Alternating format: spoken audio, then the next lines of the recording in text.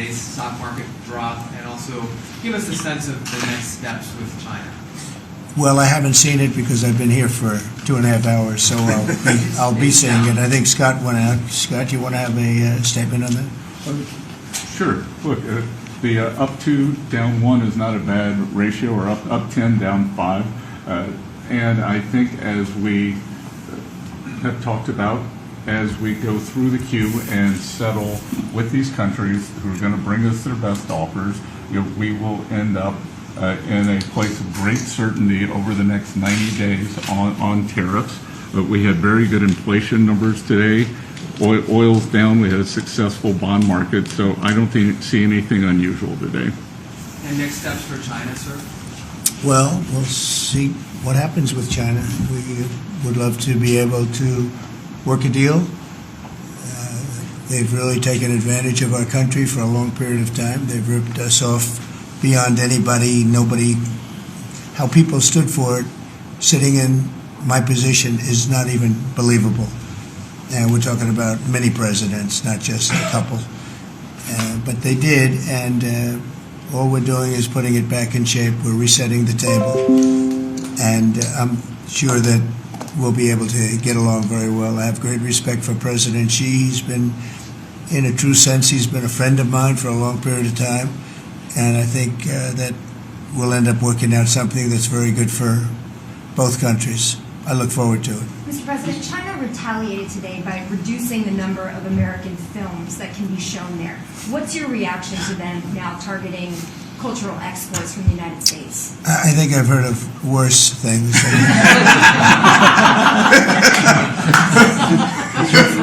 Yes, please. Mr. President, also on China, the Ukrainians say they have evidence that Chinese soldiers have been found fighting for the Russians in Ukraine.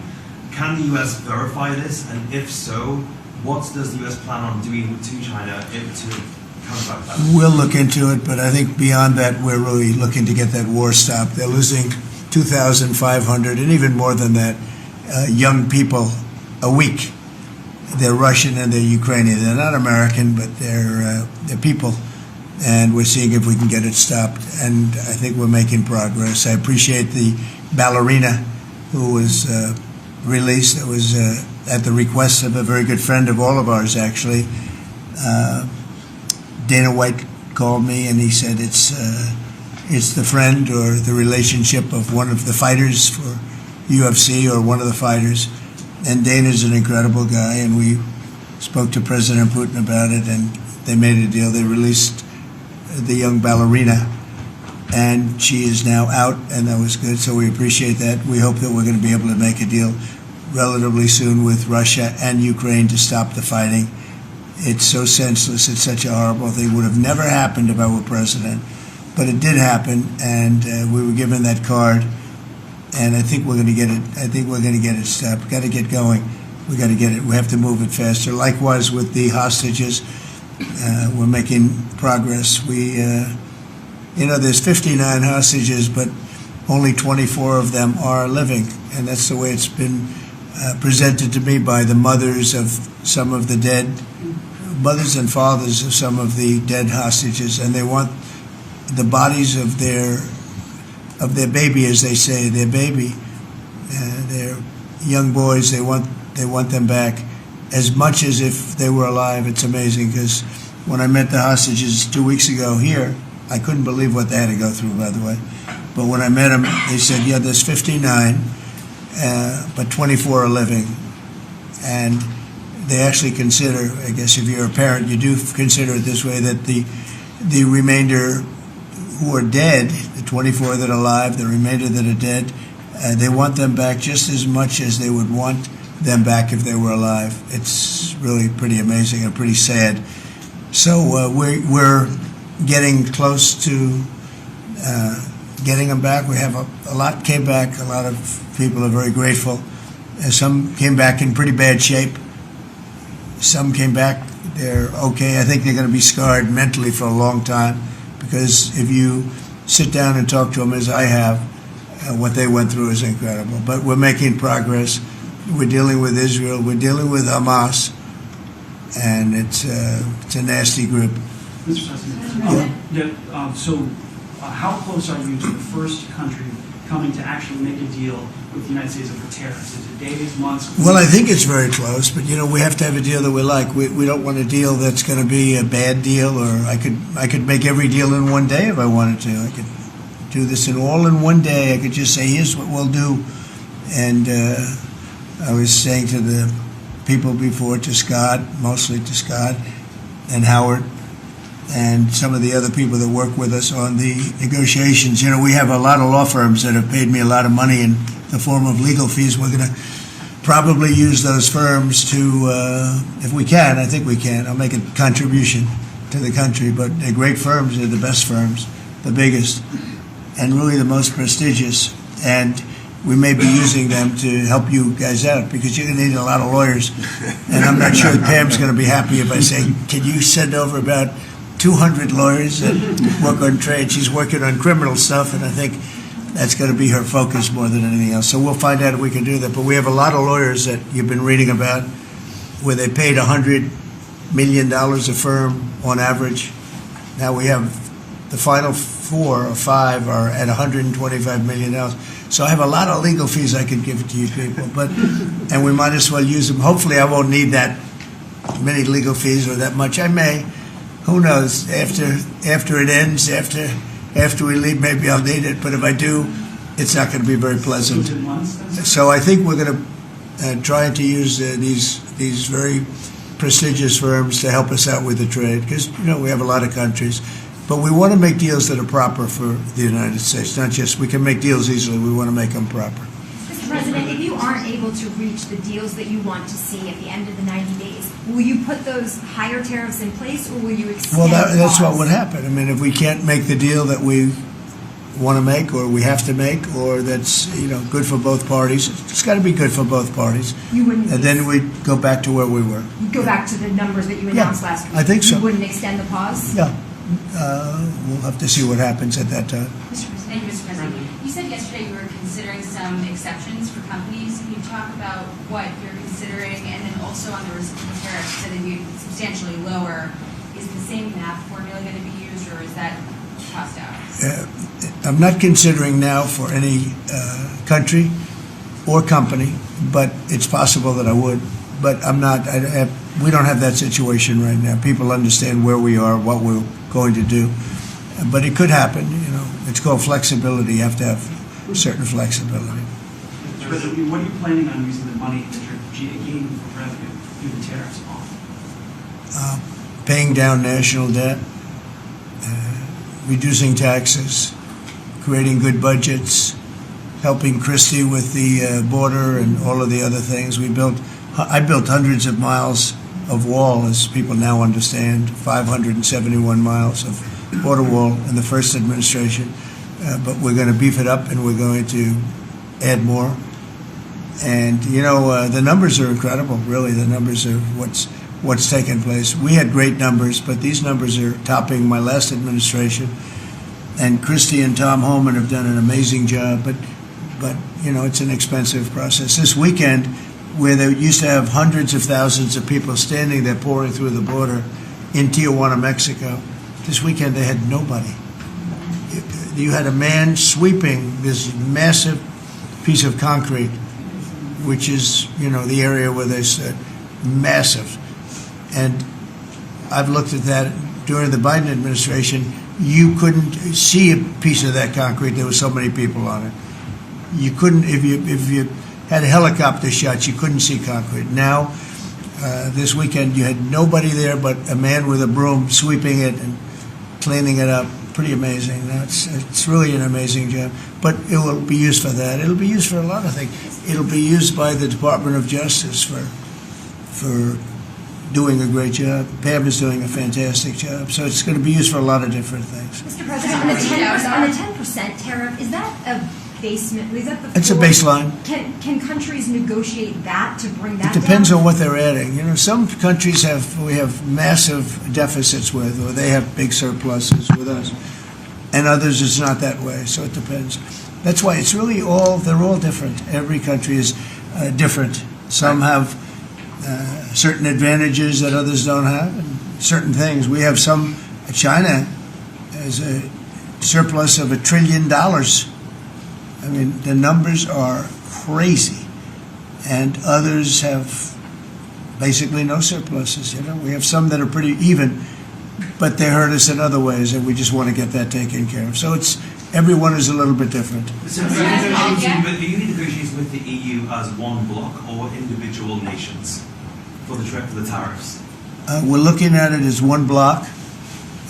They've been very tough, but they were very smart. They were ready to announce retaliation, and then they heard about what we did with respect to China and others, but China, and they said, you know, we're going to hold back a little bit.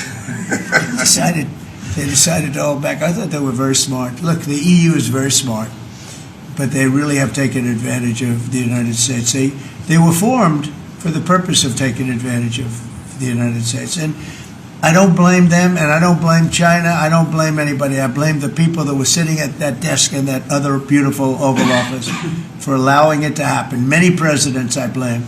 They should have never allowed it to happen. And I'm doing something that a lot of them wouldn't want to do. But I'm here, I do those things, and we're going to make this country great again. We were taken advantage of by almost everybody. I sat back in the last administration. I would actually read them. I don't have to read them now. I know them so well. I would read some of these documents that were signed, deals, and I said, who would do a deal like this? Who would do it? You've seen it, Elon. Yeah. I'd look at deals where it's so one-sided. Even we have a deal with Japan, and we get along great with Japan, and we had the Prime Minister here. He was fantastic. As you know, Abe was great. Shinzo was great. He was a good friend of mine, unfortunately no longer with us. But we defend them, but they don't have to defend us. I said, that doesn't sound too good. But we have a deal, where a defense deal. We pay hundreds of billions of dollars to defend them. But if for any reason, in other words, we pay all the money. They don't pay anything.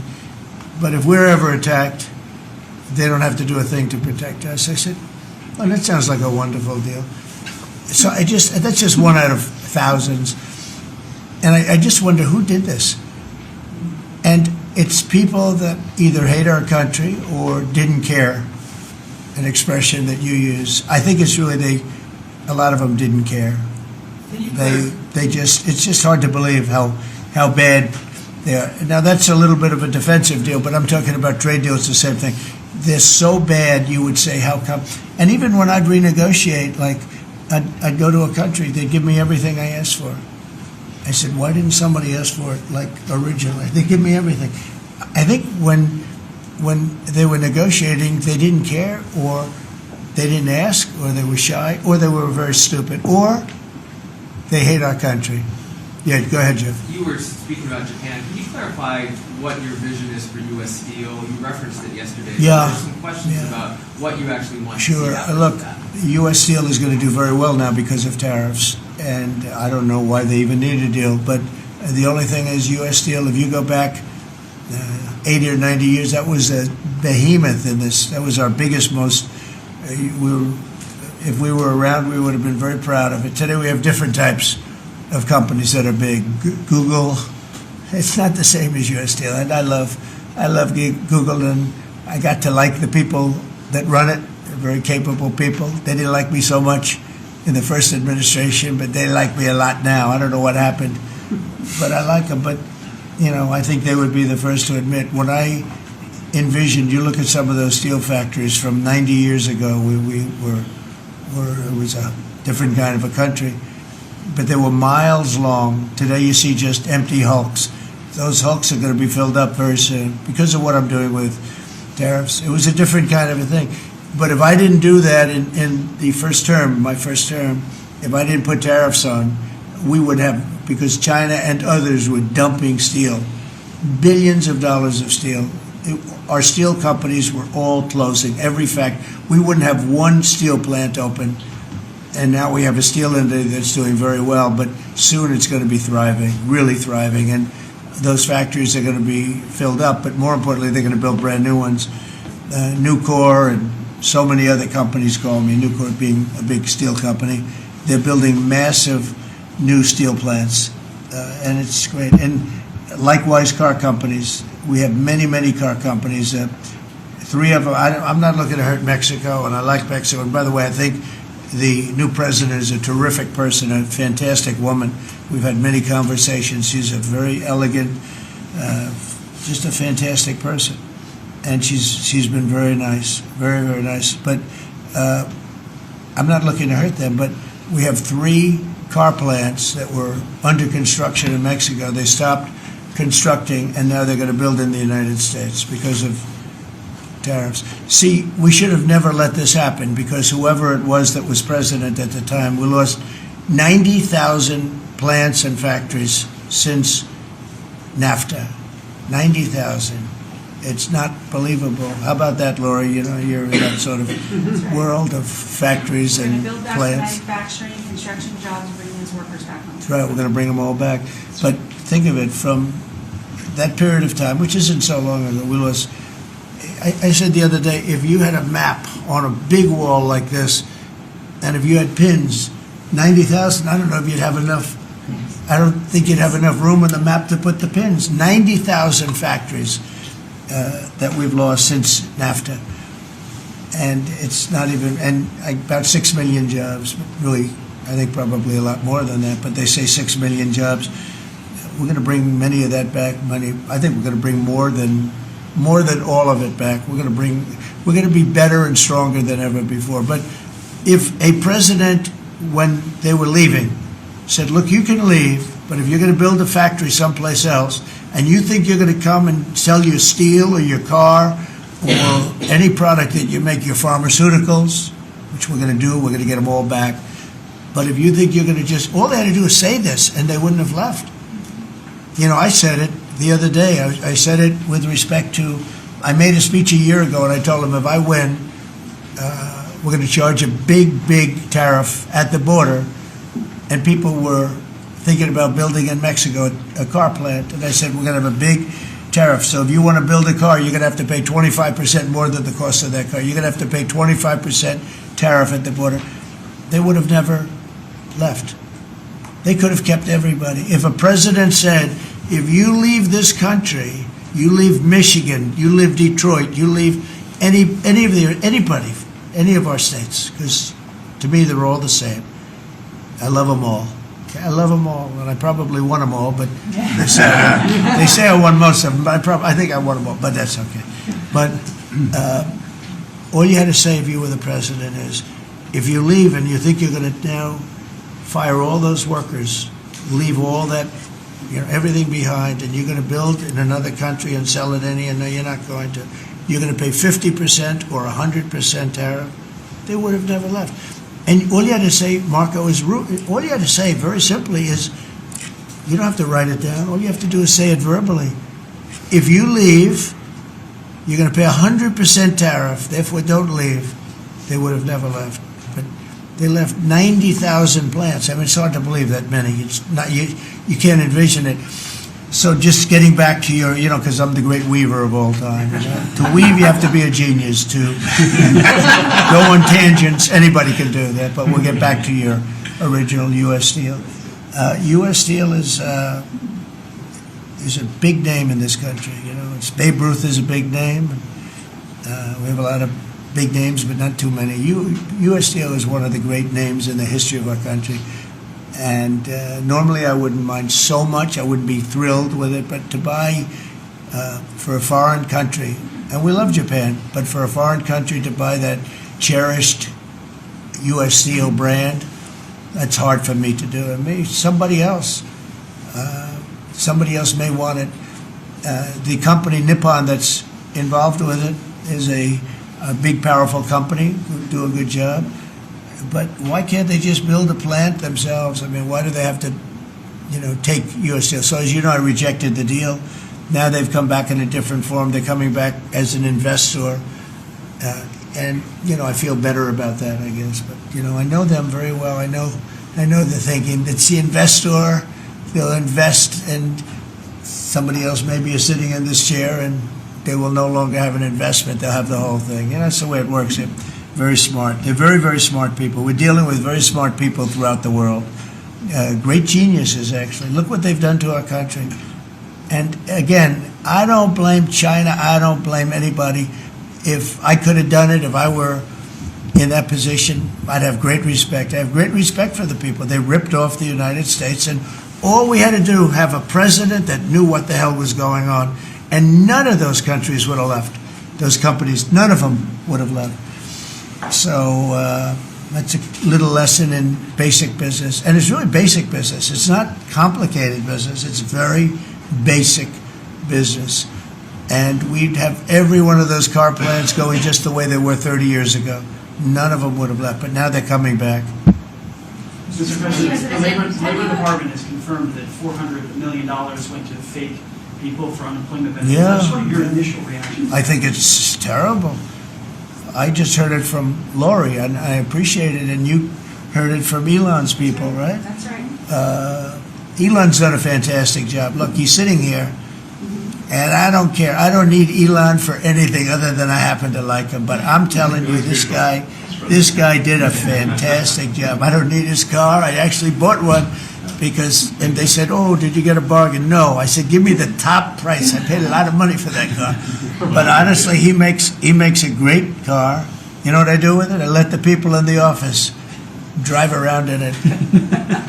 Margot and Natalie, they're all, Chamberlain, they're all driving around the most beautiful car. It's gorgeous. But I did that as a sign of, just a show of support. Numerous people have done that. Just a show of support. Because, you know, he's done a fantastic job, but he hasn't been treated properly. The unemployment. Hasn't been treated properly, yeah. Mr. President, can you talk to us about your communications with China? Has President Xi reached out at all since the tariffs? Well, I don't want to say who's reached out. I just say that I think it's going to work out, hopefully well. Including TikTok? They're very big. It's hard to get over, if you're me, what they've done to our country. They've destroyed our economic base to a large extent. The good news is we're very vibrant, and we're going to get it back fast. We already have. Look, we're making $2 billion a day now, and during Biden, we were losing $3 billion a day. Biden was a disaster. He was the worst president in the history of our country. And you know, to me, worse than that, because the money you can make if you have the right guy in this position, worse than that was what they did on the border. By allowing the jails of the world, not South America, all over the world, to be opened up so that we take everybody from Africa, Asia, South America, Europe, the bad ones. They opened up their jails and they dumped them in the United States. And now this beautiful young woman who seems to be, boy, she loves what she does, though. I think she loves what she does because she's a patriot. She hates to see it. And Tom and all the people. But for us to spend, you know, hundreds of billions of dollars this is just, I don't know. They either hated the country. Who would do this? Who would want millions of people to pour through an open border? We have no idea who the hell they are. And just walk right through. And half of them, whether you like it or not, you could look at them and you could say, they are not going to help us. These are some rough people. But they'd empty out their jails, and they'd empty out their mental institutions, insane asylums, and they'd let them into the United States of America. And inflation we can fix, and all of the other things we can fix. We'll get it going. But this is something, it's such a horrible thing, and it's really hard. You know, we have to do deportations. Now we're doing self-deportation. We're coming up with all sorts of ideas. And they must have known it's not going to work out well. And, you know, we want people to come into our country, by the way. We need them badly for the jobs. But we want them to come in legally. They have to come in legally. They have to show that they can love our country. Thank you very much, everybody. Thank you. Thank you very much. President, Democrats are making allegations about market manipulation yesterday. Thank you.